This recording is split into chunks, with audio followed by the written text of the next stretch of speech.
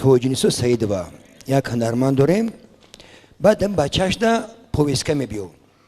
پویسکه خیلی میگه بچه ما که چیکار میکنی؟ برای خدمت که.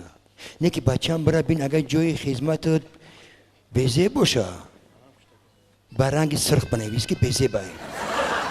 نه که اگر ناز باشه برنگ کبود بریز من میفهمم.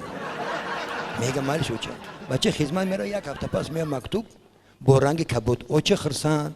خیلی میگه مکتوب میخونه میگه اوچه جان ما رفتم جای خدمت ایک جای ناز ایک جای زیبا کماندرمون آدمای خوب 4 وقت خوراک میتین جای خوب و نه تلویزیون هست دیوان هست کریسل ویدیو همه شرایط مهیا لیکن روچکه سر نیفت.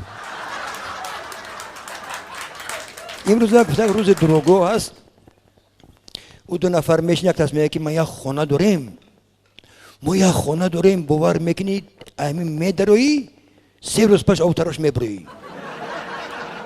میگه عجیب. باینش میگه ای شما هیچی بوده ما یک خدا داریم همین اورو بالای خانه من که اومد اوتا میگه همین خدا رو اورو ریالیمه میکنه. باین میگه دروغ نگو خدا دروغ نگو کجا میمونی تا در خانه شما. امروز با تبریکات ما بعضی هنرمندا آمدن هنرمندایی که شما میدونید میشناسین. ما گفتیم که یک بزم کنسرتی به شما هدیه کنیم. ما به هنرمندانی که اومدن یک جان تشکر میگیم که همراه ما در روز خنده و با وجودی همراه تئاتر اوینا میخوام که یک برنامه کنسرتی به شما هدیه کنیم اگر شما تنها زیر نباشید. اینک صحنه از هنرمندانی که شما میدونید میشناسید و دوستش میدارید. مرحمت.